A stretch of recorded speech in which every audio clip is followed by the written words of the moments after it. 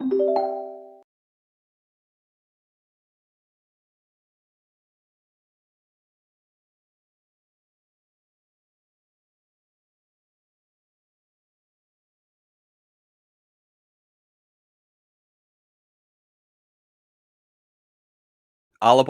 how are you keeping, mate?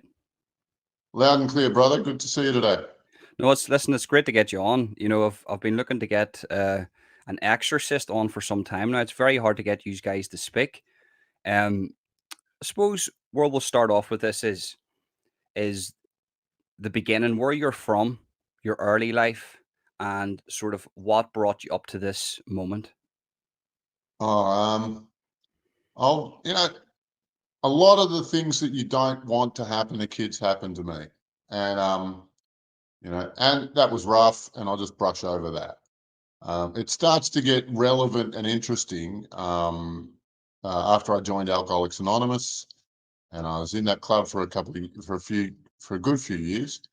And they gave me the big hat of secretary of the board, Central Service Office Secretary, which it's the big hat to wear in a region, um, and and I had access to anyway.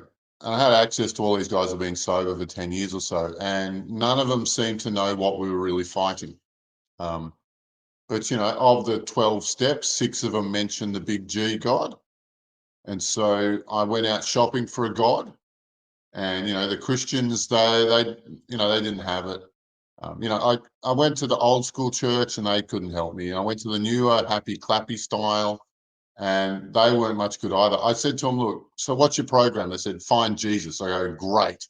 So I want a mentor, I want lessons, I want a step-by-step approach. I want you to walk me through how I pray and get Jesus. And nobody had ever asked them that before. And and so they just sort of, the answer was sort of, and so I got out of there. The Buddhists, I hang out with the Buddhists for a while, and they do have some good stuff, but you have to hang around for 5 or 10 years and get ready to put on the orange robe, or they're not interested. Well, they're not going to show you the good stuff. What happened there? Oh, okay, that's my computer timing out. No, you're fine. It looks good in my end here. I'm just as handsome. I'm just as handsome as I've always been. Do you know the thing about it is, Alobar, right? Just to react to that, a lot of people, when it comes to religion, my personal view, I'm not saying this is the truth. I believe that, if you look at Christianity, Catholicism, it's based on faith. If you look at Buddhism, it's based on longevity. So, the longevity of waiting that Yeah. 10 years to get that orange robe. With Yep. other religions, it's different. But I spoke about this before on Facebook to you, and I said that I do believe that religion, or maybe it wasn't you, maybe it was somebody else, and I said that religion, it's all different avenues leading to the same source. That's how I feel about it. I feel that, Buddhism, Without being Catholicism. funny about Yeah. I checked. I studied a lot of different religions along the way, and all of them have different outcomes. You know, and the simplest one is the Christians want you to be full of Jesus and full of the Holy Spirit, and the Buddhists want you to be empty. You know, Hmm. and the reason and everything I do, it is religious in nature. However, I'm not following any religious path. Like it's like I'm trying to carve my own way up the mountain. And so far it's really working without being funny about it. Yeah, well, that's the thing. People need to see results, and we're living in a world right now where it's so chaotic and so, I don't want to say it, but so demonic in whatever way you want to see that. If you're an atheist, negative. If you're religious, demonic. We're living in a world where one side seems to get results. We're seeing Hollywood, we're seeing movie stars, we're seeing singers, and we're seeing, well, these guys are getting results in their life. Even not even just that, even big high flyers like that have solicitor companies. And how are these people doing it? I have the same education. I've worked the same amount of time, and then you speak to it, and you speak to these people, and you find out there's a whole hierarchical system to everything that goes on. And it's not, you have to put in the work, you have to do things. But to me, the world has changed a lot over the past 20 years, especially the past 3 years, and a lot has opened up to Mhm. all different possibilities. And what you do gets results. Now, I'm looking at the other side of things, the demonic side of things, the negative side of things, and that also gets results. If people want to take that lifestyle and that path of, you know, uh, worshiping negative, worshiping demonic, that also gets results too, but it doesn't lead for a very good life. Well, it's funny because I was talking with somebody not so long ago about the six Hermetic laws and how, these are the rules of the game, and you can do it the good way or you can cheat. Right? And if you want to cheat, if you want quick results, it's you get a demon to do some jobs for you, and then you find somebody else to pay the spiritual tab. And it's always about shifting the responsibility, and when there's a hierarchy like that, you can always just shift it downhill and they'll keep asking for more. In a normal social setting, like, it's harder to find people to receive your spiritual garbage, so to speak. Well, do you think though, with a lot of people that are tapped into this stuff, the negative and the positive, the demonic and the holy, do you Yep. think that they essentially you have to make a choice in life? Sometimes the hard path isn't the best path to take, but it's the path that you need to take. And the path that's easy, it's not going to lead you down the right road. And you have to make that self-sacrifice in your life to live a good Well, life. every religion talks about that specifically. Like, all of them's, they've got very, very, somewhere within the theology, you'll find the same message. It's kind of like, be a good person, live up to your word, be of service to your community, help people, be a good person. And there's a different ways of saying that, but they all say the same thing: be useful, be dependable, be trustworthy, be honest. And then if you go to the dark side, they said do the exact opposite. And every religion talks about do this, don't do that. You know, and I will say that one of the commonalities of all religions actually is their hatred of demons. Like, and they can be called demons in Christianity. They can be called jinn in Islam, or Ouija, Ouija, where we get the word Ouija board.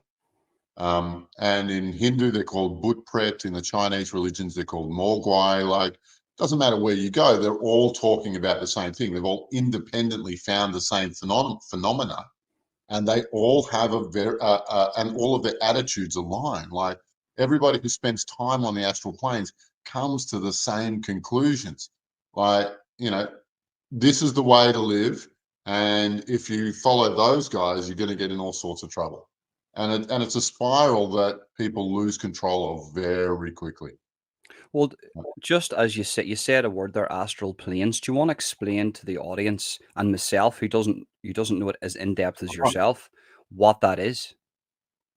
Okay, so these two eyes, right? They see about 1% of the light spectrum, um, and that's the world we know. That's the world we see. That's the world we interact with. I also think that the rest of our body is also has a setting to interact. Sorry, has a setting to interact just with 1% of reality. However, like, there is an important part of the eyeball at the back of the iris where, sorry, at the back of the eyeball where they have all these little sticks that are stacked on top of each other, and they have either pointy or flat ends, and they're called rod or cone structures. And what they do is they take the light and turn it into electrical signals that the brain can understand. Now, how many places do you expect to find that particular anatomy? And most people will say just two. But in fact, we have three places. And the third one is on the pineal gland, which is right in the dead center of our head, which we call the third eye. Now, Mother Nature's not stupid, because, like, you go, why would you put an eyeball in the middle of a closed box like the skull? Why would you do that? Yeah. But it's because it sees in an expanded spectrum of light. It's because it can actually be trained to open up to the entire light spectrum. And you have phenomena where the army has night vision goggles, infrared goggles. And Yeah. you know how the light's always green? Hmm.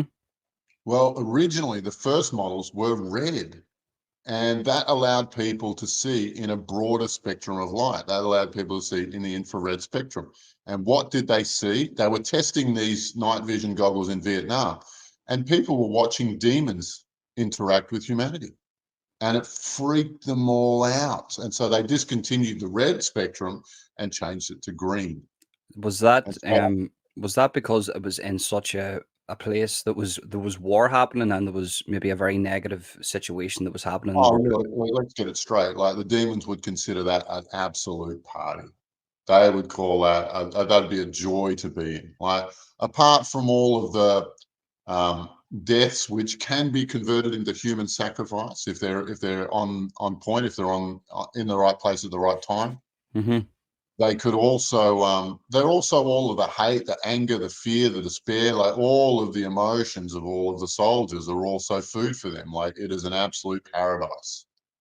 Just See, the stress with you, Alabar, speaking to you for a while now, I get the sense of no fear. You don't have any fear in regards to demons or not the unknown, because it's not the unknown to you. I suppose that's why you don't have the fear, because you know that it's there, you know it exists.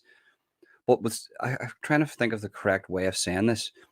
It's like uh, you don't have that back step. You have the forward step towards it. I would have that back step. Jesus, that's a demon. There's somebody that's maybe holy could be canola, possessed. what do I do? And Yeah, yeah. So how do you like?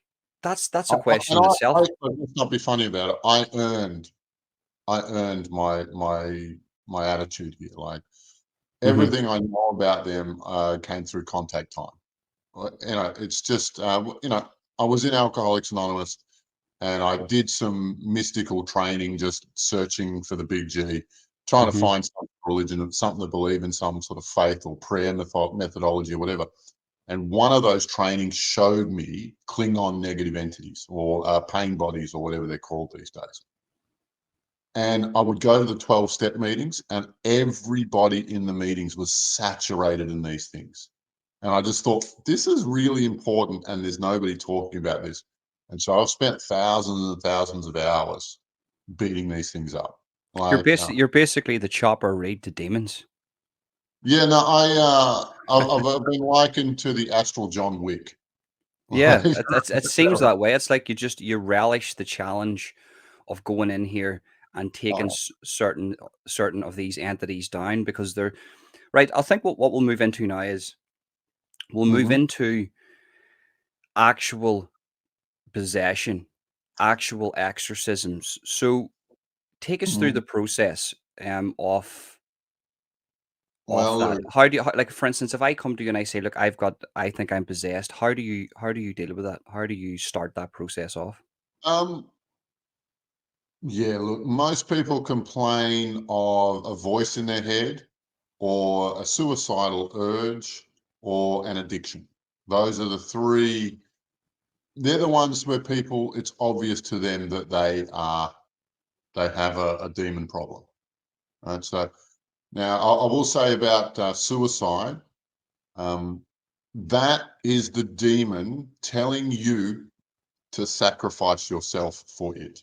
When you die, like you read in the Bible, like they would kill the fatted calf and they'd use whatever happened there to bless the harvest or the wedding or what have you, Hmm. And and when something dies, a whole bunch of fuel is released.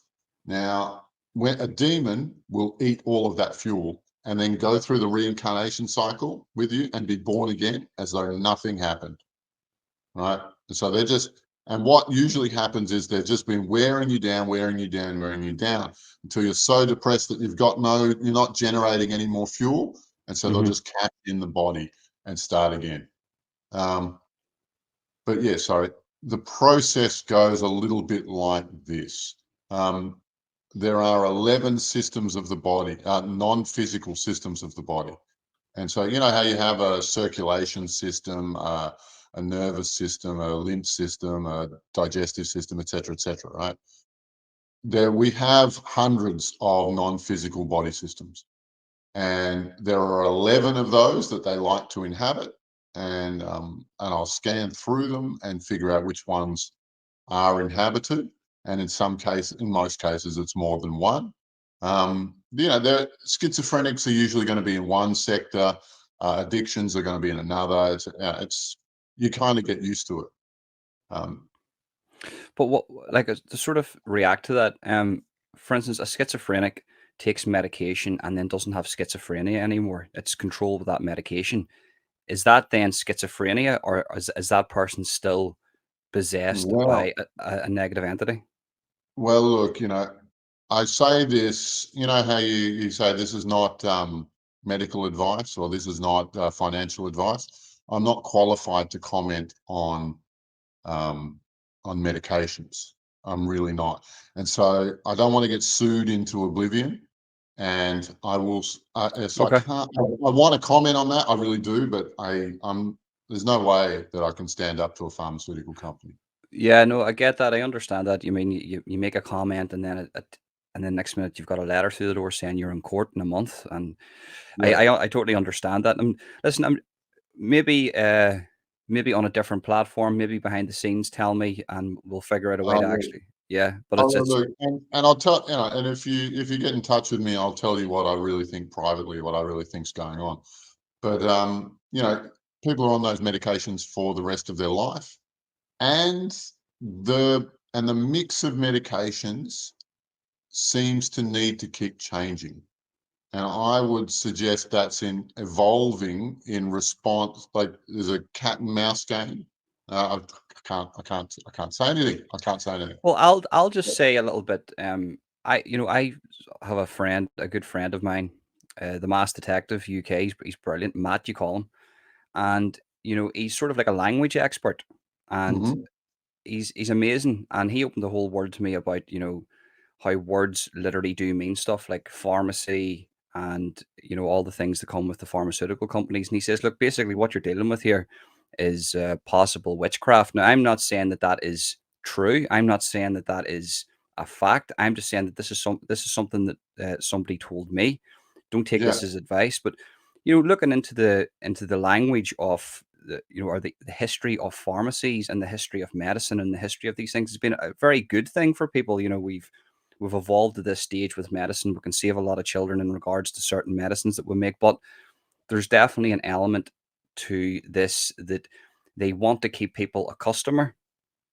They want to keep people constantly in this cycle.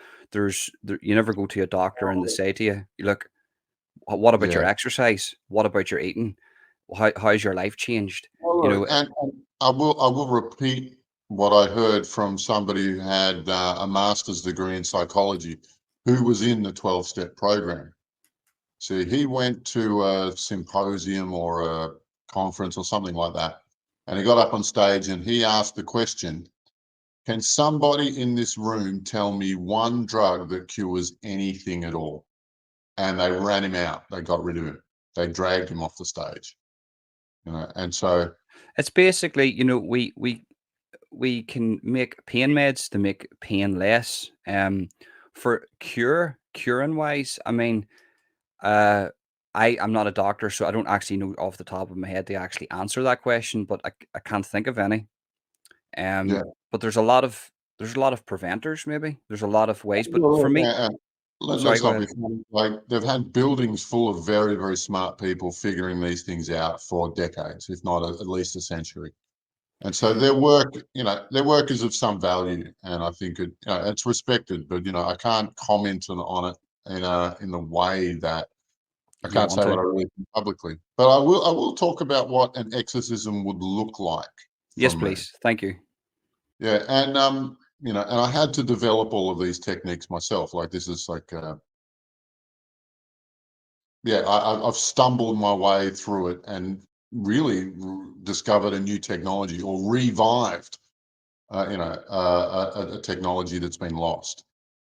and it's really quite simple. We'll usually do an interview with said demon, or the cohort of demons that are there. There's a particular part of the body that if they speak into that part of the non-physical body, then that person will hear it in their head, and then they can repeat it out of their mouth to me. And so, we have a conversation, and I know what sort of questions to ask, and I know how to get the best, how to get them to show themselves, how to get them to demonstrate exactly who they are. And so we'll have that conversation for as long as it's fun, as long as it makes sense. And then I offer these demons death or transport. And I figured out how to kill them inside of about 15 seconds. Like Wow. it's really a very painless exercise compared to what you'll see on TV.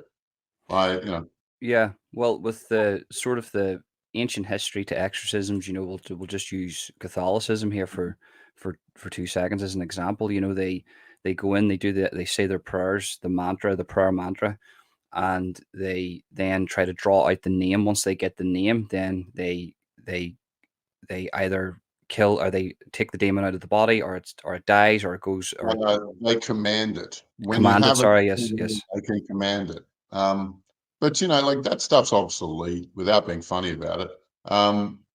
You know, Jesus came to fame actually through doing exorcism. Like he was very well known in his early days for casting out demons. Like that was his thing. He was the guy. And he trained all of his apostles how to do it. And anyone who really wanted to do it, he'd give them a challenge. He goes, okay, you want to do this? I'll show you how to do it. And then you're going to leave here and you're going to do it every day for dinner. You're going to leave and you're not going to carry a bag. You're not going to carry a second coat. You're not going to carry anything with you. You're going to depend completely on the kindness of the people you work for, or the kindness of the people you exercise. And Hmm. so in that way, you're going to have to keep doing it constantly, and you're going to have to keep moving from village to village forever. And like, didn't he lay down the law? Wasn't he a dude? But my point is that nobody taught Jesus how to do it. He wasn't from some tradition that was good at it. He did it first, and he did it as a human, and it was unnecessary for him to get any help. But Christian exorcists always call upon the power of Christ. Like everything's about Christ. They say, "I'm here, and I'm going to call Jesus, and Jesus is going to do it." And the fact of the matter is that Jesus was just another human being, and we can all do what he did. And this is something sorry, and without being funny about it, it took me 15 years to really master it. It's not a joke, but I thought it was important. I wasn't doing anything else important for 15 years. But I mean, it's quite like, just to react to that too. It has to be a calling, like a priest, like somebody who's religious. Forget about, let's not bog ourselves down with the certain religion, but it has to be a calling. There has to be something inside you, regardless of the AA meetings, regardless of the addictions, regardless of the depression. It doesn't matter who you are. If you get into that world, that is a calling. Yeah. There's no ad in the paper for it, is there? Yeah, yeah. I mean, it's crazy. Like, Yeah, no, and I am familiar with a lot of my past life stuff that really just points directly to it. It's like all my past lives would say there is nothing else this guy would do, and so it's no surprise. yeah, Like, and well, no surprise I was born so heavily burdened yeah. and so heavily targeted either.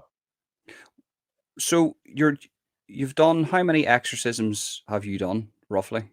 Look, out of people, easily 1,000. Wow. Um, but that's people who I'm talking to. Like sometimes I got good at this. I used to just ride around on trains and just go all day and just make people's lives better. And there was never, and sorry, and for those of people who are about to go, but that breaks karmic law. And I go, actually, it doesn't. These guys are breaking karmic law, and karma is deputizing me as a policeman of some kind. I've checked extensively, and I've had it checked by other top level mystics, and there is no karmic comeback for preventing other beings from manipulating people in the way that they are. Like if you solve a karmic problem, it doesn't create a karmic backlash. And so, like, so if I said I had a body count of 1,000,000, it wouldn't. I don't know the exact number, but that sort of number wouldn't surprise me, because like one of the other things we're doing is I manage teams of other astral travelers, and we fly around and we take down their castles, their infrastructure, their factories, their everything. We destroy as much as we can find. We destroy. And I want to get into the astral travel too, because it's very interesting. I speak to a lot of people. Actually, the other day I spoke to a kid. He was Yeah. only 15 years of age, and he came to me, and he was in my house, and he says, I do this thing called astral travel." And I was like, I was like, "What? How do you even know what that is?" And he was like, "I've been doing it for quite some time. I've always been able to do this thing, and I lower my heart rate. I go into like a sleep, and I can." He goes, "I don't even know how to describe it to you." He says, I can do these things." And I was like, "This is strange what I'm witnessing here." But nobody told him about this. Nobody said to him, "This is what you have to do." It was a natural thing to him. And I want to get that into that later on in the podcast. But one of the Mhm. questions that I have for you I'd is, love it if you introduced him. That would be really cool. yeah, well, I'll see if I can get you, if you two connected. Um, one of the questions I have for you is manifestation. So, what way do these demons and these negative entities manifest? What's the worst case scenario that they will manifest in a person? Well, okay, so I'll talk about the most common and then perhaps the most stupid way that they manifested. So the most common is it's and we talked about language a minute ago. You know how somebody will talk about their emotions and they say he's not in a good place or she's not in a good place. Now, what they're talking about is that it's like a faux pas or a dropped statement that emotions have their own dimensions. So there is a dimension for despair. There's a dimension for anger. There's a dimension for hatred or jealousy or whatever, right? And if you enter those emotions, you also enter those locations. And so when you're in those, like, let's say, you enter a despair location, or you enter great despair. And I say enter, and it makes sense. Like you go into a place of great despair. And that dimension, you'll hang out there for as long as you feel that despair. And while you're there, you might inadvertently meet a hitchhiker. And once they get their hooks into you, and they'll talk to you on the subconscious level. They'll talk to you without words. They'll just be a feeling that, "Oh, this will never get better. I'll always feel this bad." And if you really buy into that, they will find a way for you to agree with them being on board. Now, usually this happens as a child, and we sort of know that childhood abuse results in a difficult adulthood. And and the reason why we want our kids to be happy all the time is so that they never go into these places, so that they never get there, and they never pick up the hitchhiker, and the hitchhiker doesn't try and derail their life over and over again. It's and there is a fine line between being overpowered and overpowering your demons, and there are some very, very successful people who manage it. Yeah. And just on the manifestation, I mean, have you witnessed a thing in front of you, like an actual physical apparition of that negative energy? Like we see the movies. I've just watched the movie The Pope's Exorcist. I know that they're all dramatized, and these things aren't. It's not actually like that, but uh, to actually give substance to the question that I'm asking you here. There was a girl in my town. Mhm. We used to go down and play at a play park whenever I was in Yep. high school. After school, used to go down. The mum used to come out. She used to shout us. She never used to like us around the area, because she actually thought that we were trying to get her granddaughter out of the house. She was very protective, but weren't. We were just there to play in the play park. We found Yeah. out later the reason why she was so protected, or sorry, she was so you know uh, loving, and she protected her granddaughter so much, was because her granddaughter was going through a very religious or very negative experience. Because there's only one way to describe this. She was possessed by a demon. She would speak in multiple languages. She couldn't go to school. The doctors. She wasn't. She wasn't. She wasn't diagnosed with Behaving like a normal schizophrenia. child. But she Good. would manifest. She would come down and she would be speaking in different languages. The eyes would roll back into the head. She'd be foaming at the mouth. Sometimes her skin would turn green. There would be things coming up onto her skin like marks, symbols, demonic symbols. Is that a thing that you see in your world? I've never come up to a case like that, but I will say I know some of those effects and some of those events.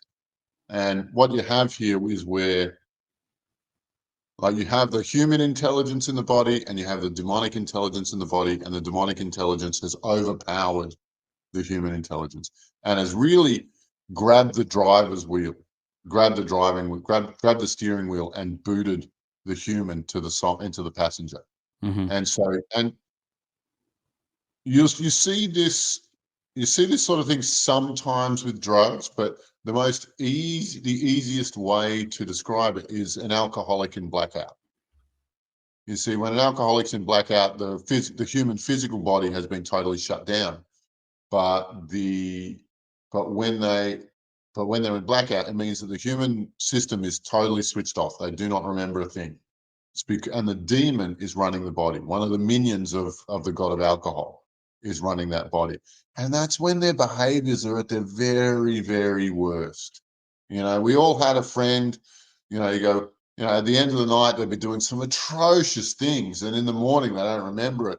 And, and you have to remind them, you have to explain to them what they did. And everybody is horrified, including the person who did it.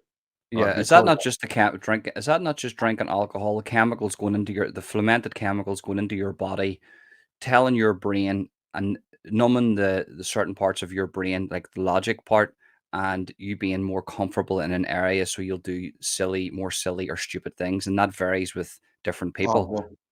actually, I'll talk about the deity of alcohol, Al Ghul, Al-Ghul, Hmm. and and it's funny. Keep hearing his name. I'm hearing his name around a little bit more often these days. And I think anyway, and he's a Muslim deity, and where the Muslim and the Christian empires met was in Spain, and there he's called Alcohol. In English, he's called alcohol. And when we say drinking spirits, we're talking specifically about that spirit. And would have that spirit been a thing? So I suppose the correct way to answer this here, if you look at the history of alcohol, just to Yep. touch on that, the history of alcohol, you would have had wines 2,000 years ago, all the different spices. Were that type of a demon, would they have been active back then? Absolutely. Absolutely. Al Ghul is an ancient being. And I've Hmm. had the honor of speaking with him directly. And, being an alcoholic and being a recovered alcoholic and then being a demon hunter, like he and I have a very special relationship. And and I had to promise not to destroy him on site. I had a genuine interview with the god of alcohol, and it fascinated me. But what he said was that it's like he's got all of these minions. He's got, like, let's say, hundreds of millions of his built spirits who are in controlling it in individual people, compelling them to drink, making them obsessed about the next drink. And there's a different demon like this for weed or for heroin or ice or whatever it is. Like, all of them have a very similar kind of modus operandi. And talking to him, he's in hundreds of millions of people, but he says he's in a room full of televisions, and on every television screen is his spirit controlling a body in blackout. And he says, and I'm watching these spirits having a wonderful time because they don't get to use a body very often, but their intentions are horrible. And so all that this deity sees all day is he sees fist fights and arguments and car wrecks and people getting arrested and drama this and problem that, and just non-stop, 24 hours a day, 7 days a week for millennia. Right. And so he's a miserable guy. Yeah, well, Ireland has definitely a problem with that, with alcohol. There's, regardless of what people believe in, alcohol definitely is an issue. There's a lot of there's a lot of things going on in the world at the minute in regards to alcohol and drugs, but alcohol is one of the biggest destroyers of the family unit. Alcohol has done some terrible things in Ireland where I believe if alcohol didn't exist, if these things weren't there for people to have, and I like a drink myself. I'll drink a whiskey, but I don't feed into it. I don't like it. For me myself, I don't. The feeling of waking up the next day and being fresh and being able to go to the park with my son and having a good day and seeing that sunshine and just living life means more to me than drinking that full bottle of Well, whiskey. I might have two, but I'll leave it at that. and this just tells me that Al Ghul doesn't live in you, right? And the people who he does live in, like, and I remember this story in a 12-step meeting where somebody goes, when sometimes when people feel a bit lightheaded, they go, that's a bit much, I should stop drinking.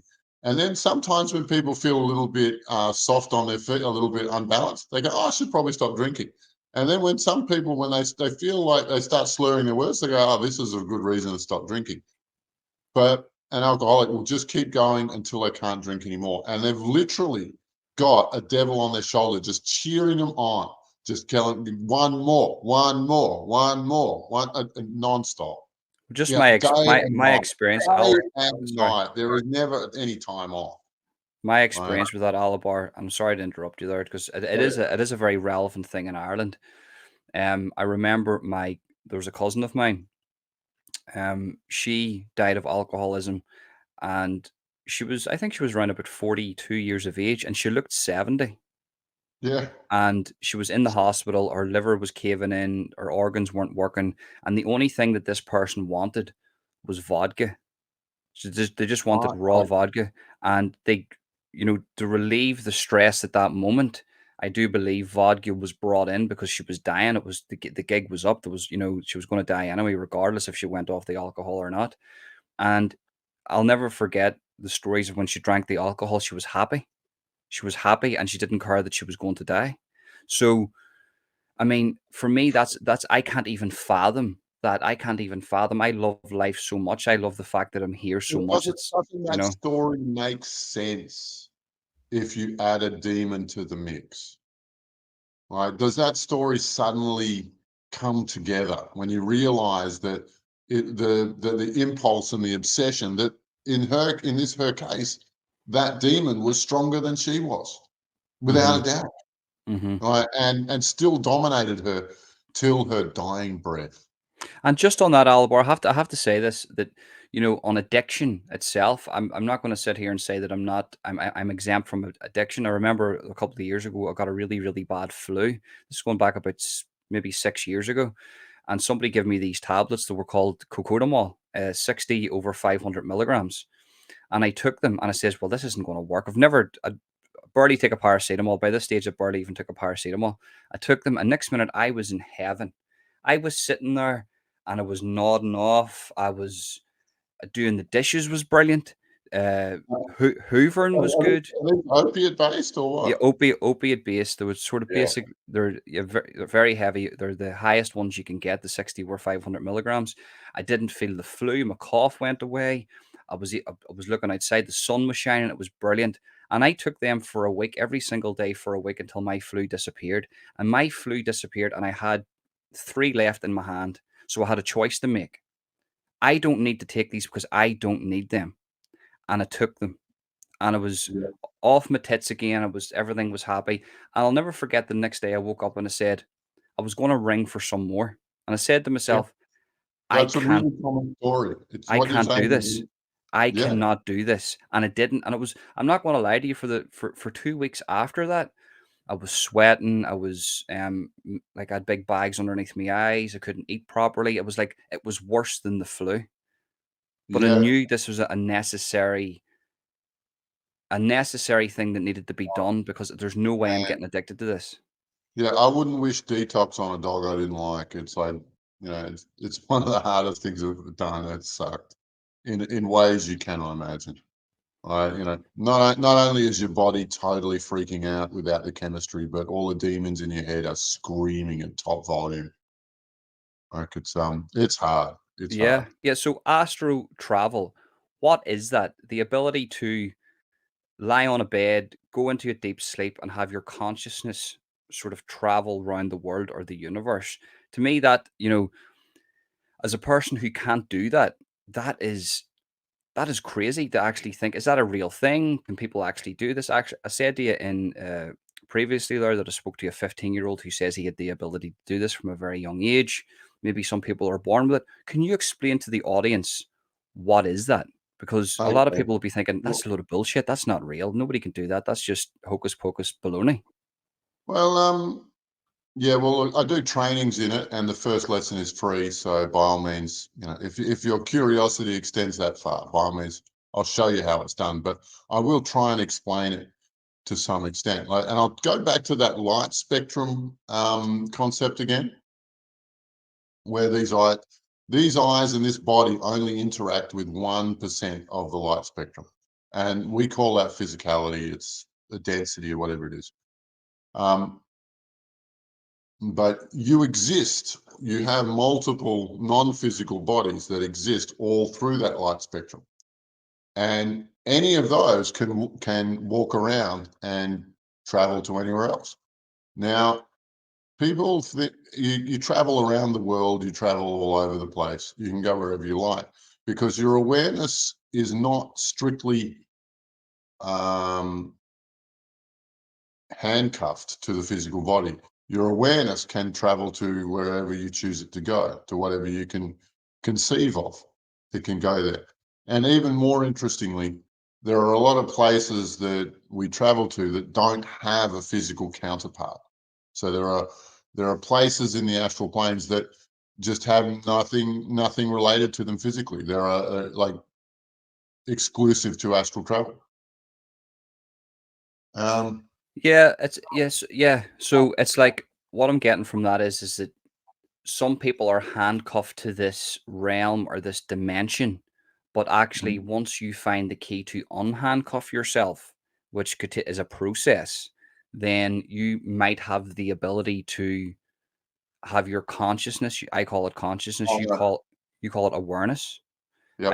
I would say it's more like your. I think that's what makes us human. Your consciousness. I think there's something Mhm. else that makes us human, and you have the ability to do these things. Now, there's a story of I don't know how true it is. There was I think it was a man or a woman in America, and Mhm. he or she was able to astro travel to Australia and find out about an object locked inside a locker. Now, this story has never been verified, but this is a common thing that I would hear speaking to people who say that they can astro travel, that they can actually look at certain objects in this realm from across the world, and they don't even Oh, have to move we from their do that bed. routinely. We do that routinely. Wow. Um, Wow. yeah, like wow. I mean, just this week we had a team looking at Masonic lodges in the place we were at. Like we found like we were on a place called Norfolk Island, and we knew where the second Masonic lodge was, but we didn't know to ask where the first Masonic lodge was until we saw that there was stuff coming out of it, that it was still like the building itself had been destroyed, but the spell work that had been enacted there was still active on the island. And we didn't know to ask for the first Masonic lodge. And when we did, then the locals are a pretty tight-lipped bunch, but they said, "Oh, look, that got torn down. We don't know what happened to it." And so, but we did find it on the astral planes, but we didn't find it in the physical, and we're still able to do our work. And just on that, the Masonic Lodge, what would be the reason for uh, scoping out a Masonic Lodge? Is there some supernatural element to the Masonic Lodge? Yeah, no, they're Masonic lodges are one of the recruiting grounds for the Illuminati. It's a key thing where you get training on the dark side. If you qualify to go to the 33rd degree, then you become an agent for the dark side. That's you being a Sith. And you've got all of the friends and everybody will look after you wherever you go to do whatever you want. And they'll give you jobs in government politics or big business based on your willingness to sell out and do whatever is required. And Masonic's their curse work is legendary, and they've been doing it for a very long time. Well, do you know what, Alobar? This is going to sound strange to you. Whenever I contacted you, I can't Mm-hmm. remember what text message it was. I think it was last week, and whenever I thought the interview was last week, it was Yeah. actually this week.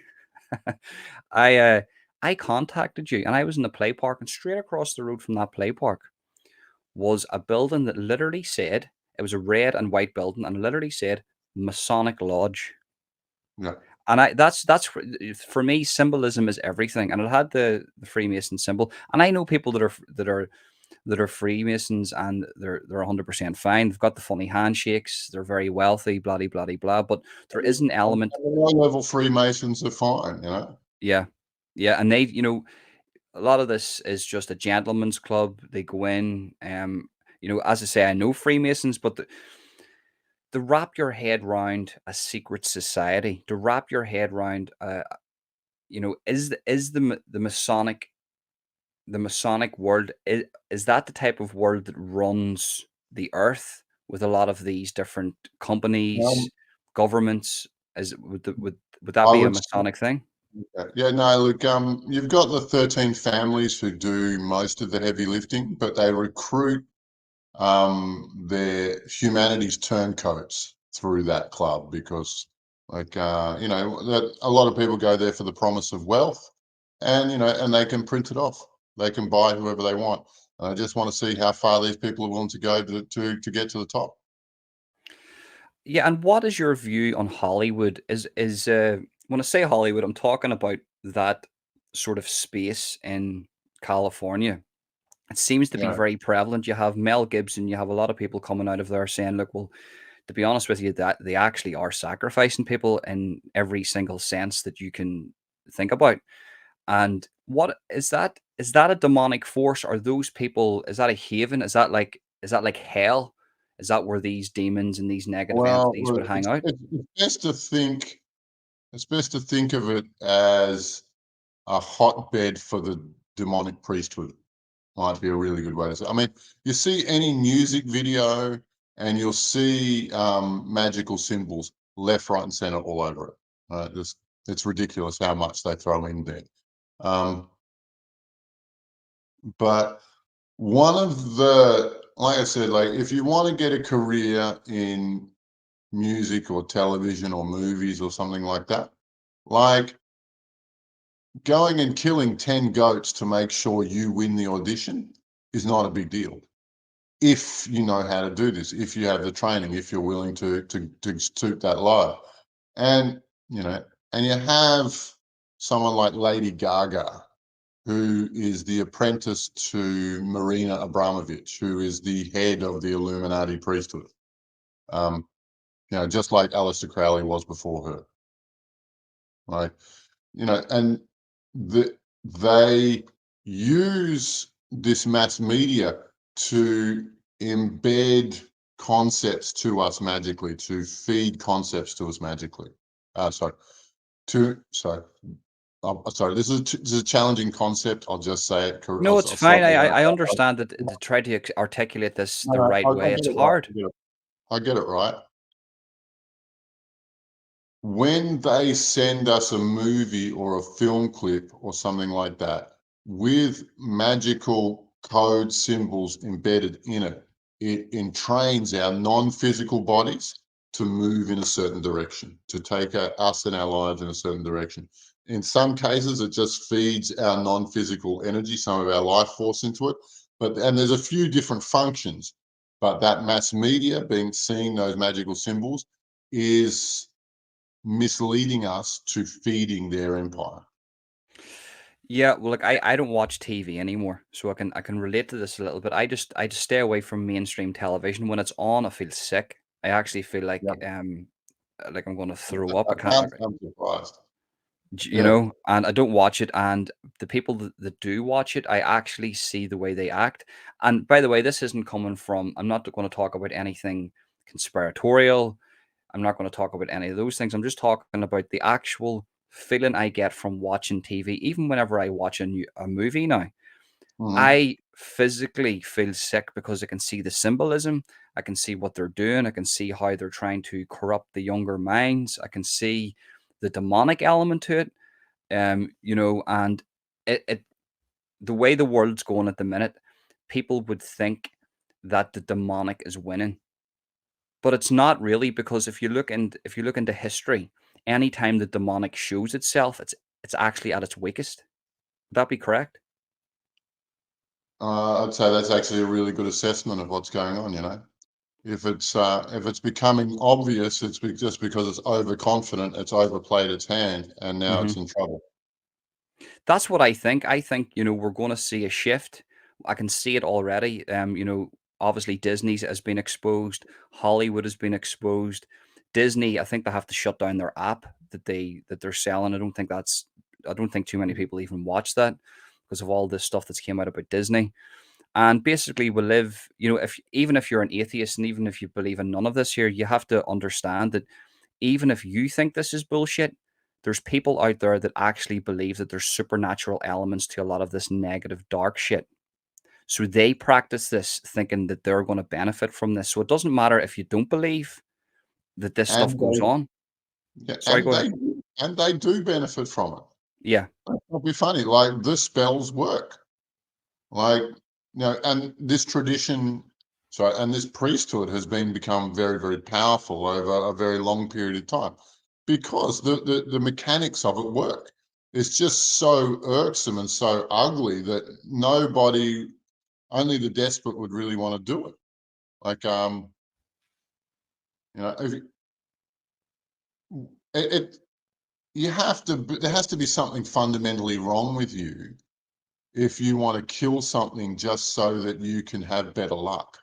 It's just ridiculous. It's so, you want to sacrifice an animal, or worse still, a person, just so that you can sift to the top, and your ego and your vanity are willing to pay that price for you to feel good, for you to To get meet your own profit. to move up higher in life, to sort of to get more wealth. I remember a story. Yeah, like It it's was a guy in New York, and he was a Satanist, and he owned an abortion clinic. And you're seeing that a lot now. Actually, do you know what? Before I get into that story, I have to say this here. I seen a video the other day where a guy was a Christian, and he was outside an abortion clinic, and the head the g- sorry the the owner of the abortion clinic, the guy who actually does these abortions, he came out. The guy then said, "Yeah, you're going to answer to the Lord Jesus Christ." This guy came running right over to him. He manifested completely, whatever manifested inside this guy. He came over, he was smiling, he had a really bad look on his face, and the guy says, "You're going to go to hell for what you've done." And he says, "I will, I will, I will." And this wasn't set up, this wasn't done for clout. This was a guy, a pro-lifer outside an abortion clinic, and this head abortion guy, doctor, whatever you call him, could not answer his questions. He had to be totally truthful because at that moment he was under whatever religion, the Christianity it was here, and he had to answer these questions because the guy was commanding him to answer these questions. And he was like, "I am going to hell, and I do like what I do." And for me seeing that was a big eye opener because I knew it wasn't set up. I knew that what we're seeing here is a manifestation of a negative force that's killing babies. look, and I was reading some Aleister Crowley before I knew who he was, and and he said, like, the younger they are, the more the more magical juice you get out of killing them. Like, and and apparently, like, baby fetus corpses are an item of trade amongst Satanists. They're like a tool, or they're like an expendable. They're like a you know, they're one of the elements that you expend in a spell. Apparently, like, I'm not familiar exactly what the spell is, but far out, mate. That is Yeah, absolutely disgusting, isn't it? I know, but there's money, as if that's enough. But these guys,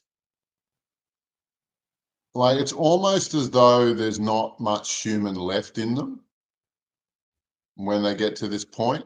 Like, it's like the human is willing to make deals with these devils. The human's willing to make sacrifices to them. But by the time they get to the position they really wanted to get to, they're barely human anymore. It's like, I was talking about like the human and the dominating demon within them. That sounds exactly like what happened to that doctor, and like his whole life has gotten completely out of control. It was a total manifestation, and the guy he was compelled to answer the questions, and he wasn't being nasty or mean to the pro-lifer, the Christian pro-lifer. He was literally right in front of his face, and the guy actually said to him, "I can smell your breath, and it smells disgusting." It was a pure manifestation of negative, of demonic, and this guy Oh, was killing thousands of babies. I did come across one instance, and I don't think it's uncommon at all, of a satanic circle working at an aged care home. And everybody who worked at that aged care home was aging very, very well. They were young and sprightly and active, and their bodies worked great, considering how old they were. And the person who brought me into the situation became aware of the satanic nature of some of the staff there, and I dug at it, and like, they are just sucking the remaining life force out of the old people who get brought there. And so, like, they're dying super quick because these guys are just sucking what life is left out of them, and there's nobody to stop it, and there's nothing anyone can do. It's one of the most hideous things that can happen. But I imagine this happens at a lot of old folks' homes. I can't imagine who is paying enough attention to prevent it. So basically, what you're saying is not only are they targeting babies, but they're targeting old people and everybody in between. Well, yeah, look, there'd be some hospitals would be vulnerable to it, particularly sanitariums or nut houses or asylums or whatever the correct word for them is nowadays. Um, Mental health institutions, like, Hmm. anywhere where they have to take care of people. I just imagine that this is an opportunity that the Satanists would see for abuse. And you spoke about the Illuminati there, and I know this is about yourself. This podcast is about yourself, but it's very interesting to hear you speak about the Illuminati.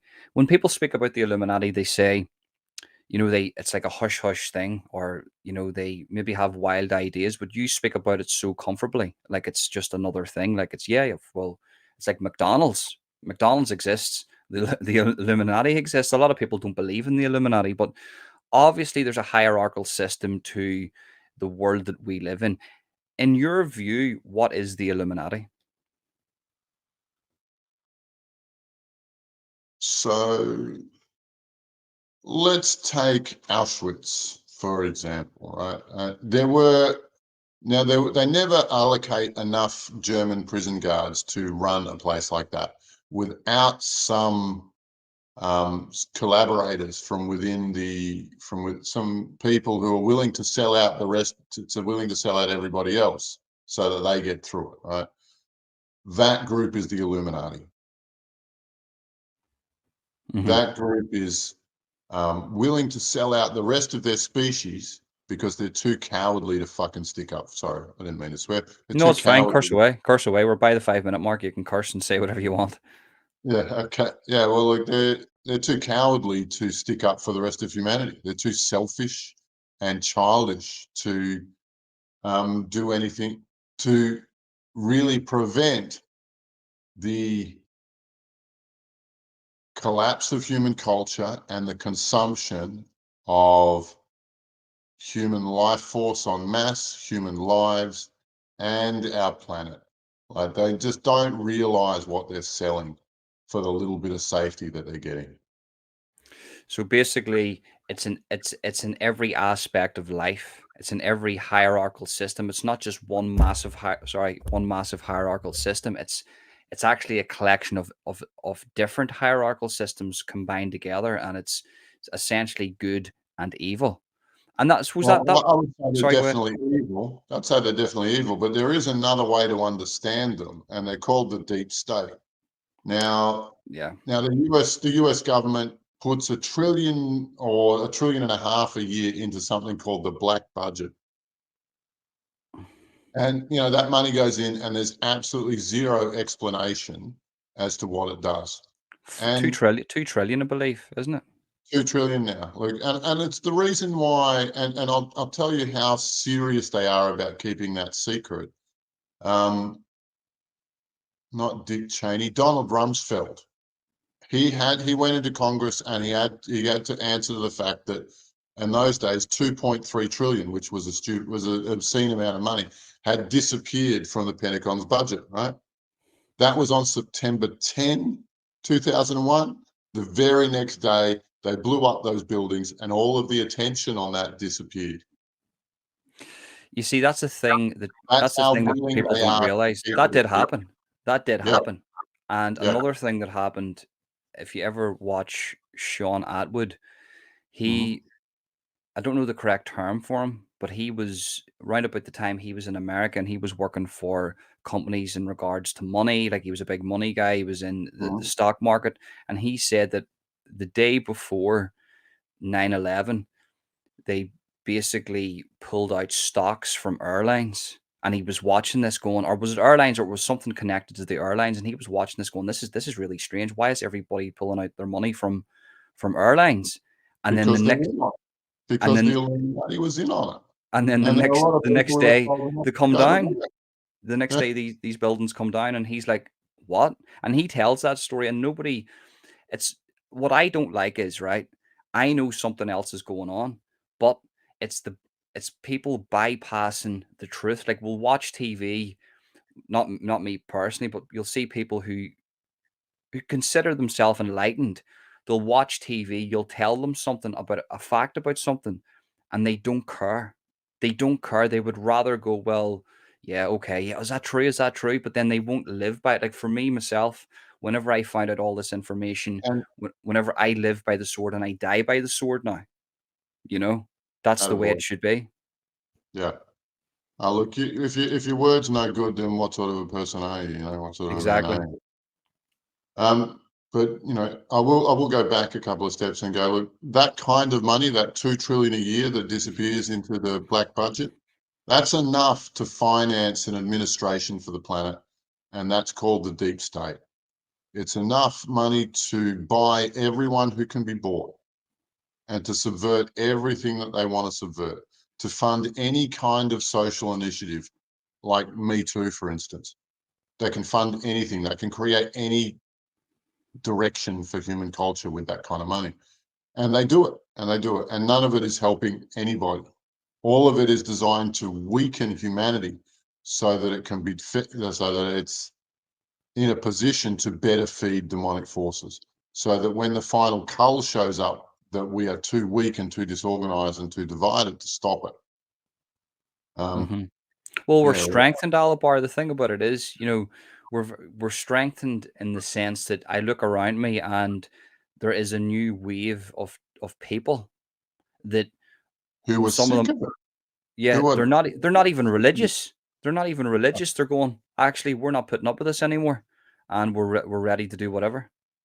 well, look, it's and the great the great medical emergency of 2020 really opened a lot of people's eyes to the fact that there's something weird going on here. hmm But there's always this element, right, where people are very, very challenged to conceive that the government doesn't want to help them, and in fact wants to hurt them. And they give us these two options, the left and the right. And the left is like mummy, where she'll always care for you. Doesn't matter how sick or injured you are. If you need help, she'll be there and she'll always look after you. And then you have the right, which is like daddy, which is put your boots on, put your big boy pants on, get out there, make something happen, do what you're supposed to do, and everything that you want will be yours. Right? These are the two stories of left Dad and right. basically, Dad's the And it's a conservative. He doesn't. money It's a mummy and daddy relationship.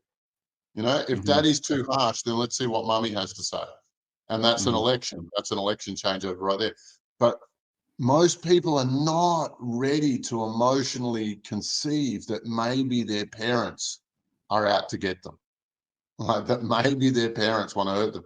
And so that's why, despite the unlimited abuses within the political system, the number of uh, elections stolen, the lies told, the games played, like it's unlimited how low they'll go to win Hmm. to win the US election.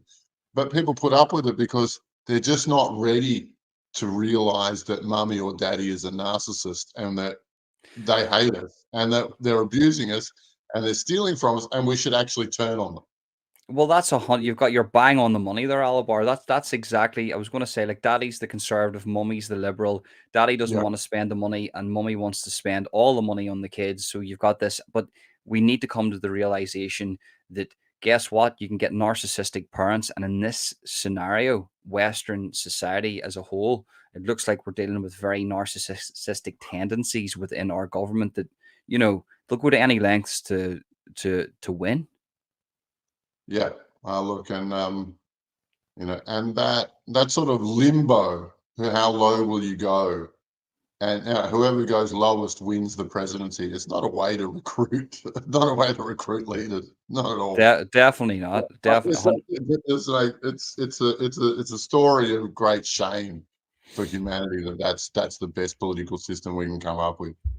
Now let's find the biggest scumbags and give them the top job. It's just it's ridiculous. Well, they're not even the most qualified. If you're looking at the likes of Biden and Trump, I even say this about Trump. A lot of people like Trump. I don't like Biden, and I don't like Trump either. I think there's very intelligent people who know how to work economic structures, who know how to work, who can bring in the right people, who know how to work different things. But we would rather, as a Western society, have a puppet show for us to be entertained than actually put somebody in there that maybe isn't as entertaining but knows how to do the job better. Like there's a guy in America called Andrew Yang. He's not a socialist. He's not a communist, and he's more of a capitalist who likes to keep things a check on, and he Yeah. understands poverty and he understands the economic system. But this guy will never, he went to run, but this guy will never ever get a chance to run for Well, the look, it's 100 million if you want to take the race seriously. yeah, And who's going to fit the bill for that except the Illuminati? Nobody exactly, else has a printing press that can afford 100 million. Yeah, like just exactly. yeah, it's a joke. But yeah, Um, A where question I do have for you though, a question I have. So whenever I interview a person like yourself, mhm. I always like to have an end result to the point where when people are watching this, they're going, "Well, it's all doom and gloom, but how do I live a better life? How do I live a life where these demonic entities, these negative energies cannot penetrate me?" What would you say to those people?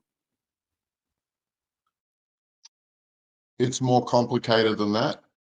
Like I've been doing this for 15 years and I've never seen say this thing and you will be protected for good. I've never seen that. Do this, do this ritual every day and you'll be protected for good. I haven't seen it. Because let's not be funny about it. Magic is more complicated than that. Um, However, like I do trainings, the first lesson's free. Come and do my training. I pay a month by month thing. If you like it, keep going for a month. For another month, if you don't like it, then drop out. It's totally okay. And I do it cheap. And I start people from the I want to start people from zero and take them to the tippity top. Like because education in this takes the dark side, their black magic is the edge they have. We don't have a matching technology, and what I'm training people in is a matching technology. And it's not just matching; it's 100 times stronger. And every time using the technology I've got, when I confront demons, they evaporate. They do not stand a chance, and it's not even that hard. Not really. Do you have to be special to be an astral traveler? Not at all. 1,000 years ago, people who could read and write, they were special and they were amazing and they had these wonderful skills that only a handful of people. Yeah, and astral travel and magic, it's an identical thing. It's exactly the same. There's no difference between them. Anyone can do it. You just need to practice at it, just like reading and writing. I really, and this is a missing part of our education. And the early stages of it are very, very similar to psychology, or do a lot of what psychology would do, in which you can take your negative emotions and resolve them permanently into positive ones. All of those things that have been bothering you for years, they can just be meditated away. And the techniques we have are very, very sharp and very, very quick. This technology has moved forward a lot. Um, I Yeah, make well, it what I'll clear. do is I'll leave all the links to your socials and in the description and comment section of this podcast. So then, if people want to Mhm. contact you, they can contact you via those links. And I think you're on Facebook and a few other social media platforms. So I'll leave all those links in the description. If you're interested in this type of stuff, head over, see what it's about, check it out. It's worth giving a go at the end of the day. For me personally, I discount nothing. I think that, if we're going to discount somebody's ideas and techniques whenever maybe it's worked for hundreds of people they're surrounded by, then you've got an issue, because we should always try to learn everybody's way of life and everybody's thinking, so we know what's the best way of doing things. Yeah, look, I studied 15 different systems and then added all my own research from there. And so it's, it took me many, many years to really understand and really absorb all of this information. And I took out all of the chaff and all of the hippie waffle and just give you solid, clear techniques that are easy to follow. I don't do much on philosophy. It's just about, these are the meditation techniques, is how you do it. Please make the best of it. Well, I think that's great, Alabar. I think, the fact that, we do live in a world where you speak to a lot of people and they do have the hippie element to it. They have all these different things that are attached to it, and you're like, you listen to them and you're like, oh fuck, I couldn't be bothered listening to that there. But to take that away and actually bring it down to its raw form and have it, well, this is Exactly. the process. As you said at the beginning of the podcast, I just want a process. I just want these steps to know what to do. And it's fantastic that that you've done this and you're doing this. I mean, brilliant. More, kudos to you. It's absolutely brilliant. And as I say, all the links can be found in the description and comment section. So head over there if you are interested. Look, I think that's a lot of information spoke about in the past hour and 15 minutes. Yeah. I think we could end it at that. Is there anything else you would like to say? Thanks very much, Holden. It's been an honor being on your show. No, mate. Listen, the pleasure is all mine. That is the end of the podcast, guys. Remember, smash the like button, subscribe, and hit that notification bell. If you want to go follow Alobar or contact Alobar, the links can be found in the comment section description. Alobar, pleasure, mate. Peace out. Stay well, brother.